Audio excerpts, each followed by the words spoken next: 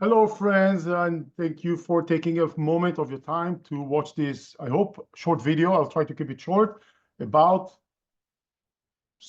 complicated or next level deals or opportunities. And in this video, I'll do probably 2 or 3. I want to talk about subject to deals, which I have personally started doing in order to get access to a more exciting deals, right? Now, let me make sure you understand before I elaborate why would I go in this avenue to begin with? Well, it so happens that some of those deals will be more interesting, way more interesting cash flow wise, and way more interesting equity wise. And I have one example, 2 examples to show you, to tell you about at the end of this explanation.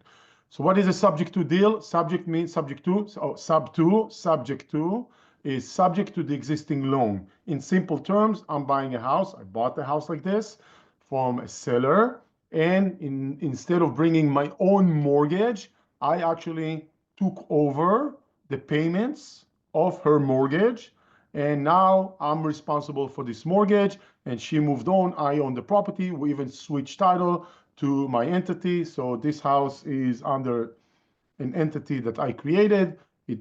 I control it. She doesn't live there. It's rented out, and I'm still paying her mortgage. So she is still on the mortgage, and I'm benefiting from the mortgage terms she is getting. Why am I benefiting from the mortgage terms? Because she has 28 or 27 more years left on the mortgage, maybe even 26. That's one, but also the mortgage payments or the mortgage interest is about 3.25%. So today, or when I bought this house, I would probably get around 6.675 or 6.75 interest rate. But all I need to do is to take over the mortgage payments and basically take over the mortgage, and she stays on the mortgage. I own the house, or my entity owns the house, and I'm benefiting from 3.25 interest rate. So that's the reason number one why it's worthwhile considering deals like this one. There is a complexity and risk that I will elaborate in a moment. Second reason in this specific deal is that I was able to buy that property about 65, maybe 50, maybe 60, 55, 60,000 below market value. So that means I had equity building from day one and enjoying those mortgage payments. And as a result, I have equity in the property and the cash flow is much higher. Those are the main reasons, of course, to consider something like this. What are the challenges? Well, there are a couple of things here. First of all, when she is still on the mortgage, but I own the house, that can create a problem with the lenders.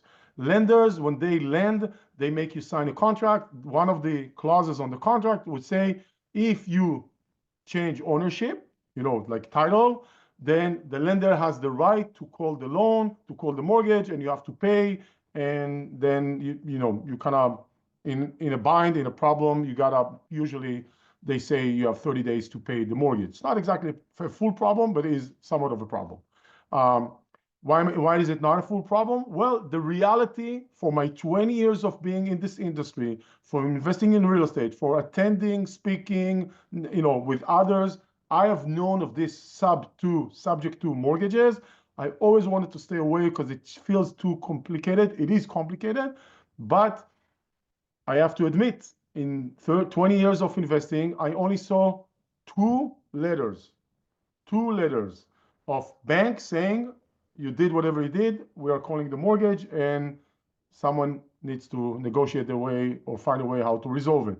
So 2, I'm sure there's more. It just tells me the likelihood of this happening, as long as I have full intentions to pay, are very low in reality, right? I'm not saying zero, it's a risk. So if you're considering a subject to deal, you got to understand that's a known risk. You have to accept that risk should you want to move in this direction, right?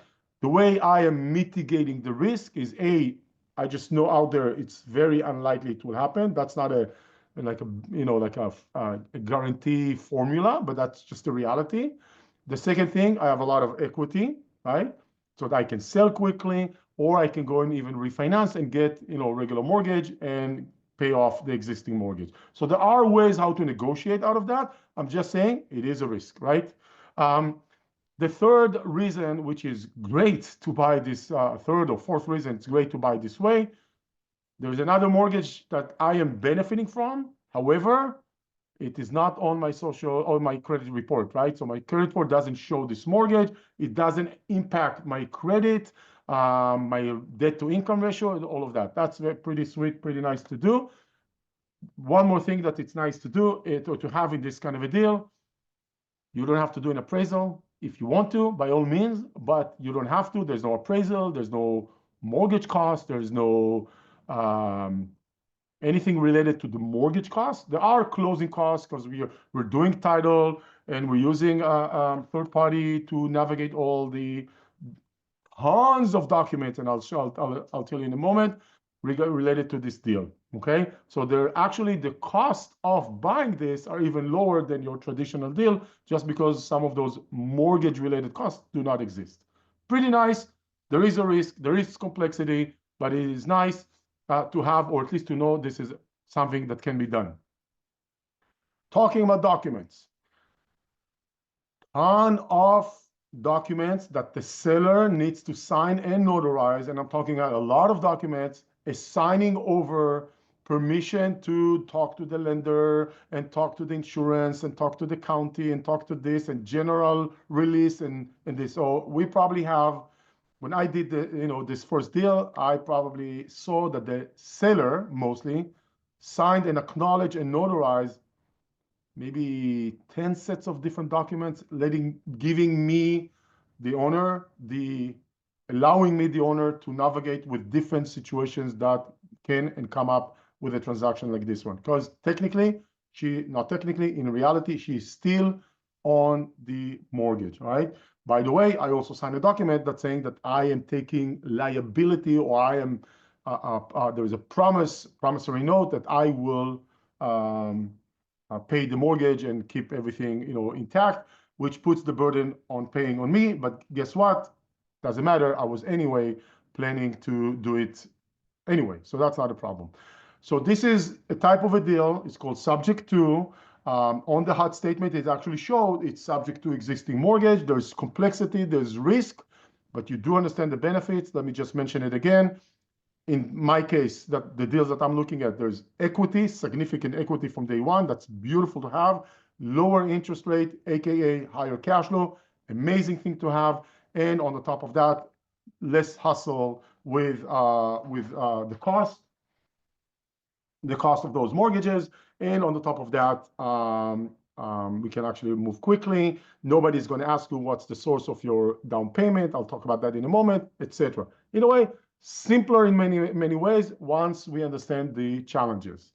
The amount that needs to, in order to buy something like this, is somewhere between what's owed, the mortgage balance, and the agreed selling price. So there is a gap that we need to close. That's why that number can fluctuate, right? If there is a smaller mortgage balance and a higher price point, more money will be needed, and obviously the opposite. So that's how basically the down payment plus closing costs is the gap between those two things. This is deal number one, or a creative deal number one. I have done one like this so far, about almost a year ago. I want to say for the most part, it's pretty smooth. There's one thing that I'm having some challenge with, making changes with insurance right now. I'm still working on it. It's not that there's no insurance, it's just there's some complexity with the changes, but it has to do with the seller being less cooperative, or the insurance company being very difficult, let's just put it this way, not with the seller. Deal number one, creative. I'm gonna talk about similar deal, creative, in the next video.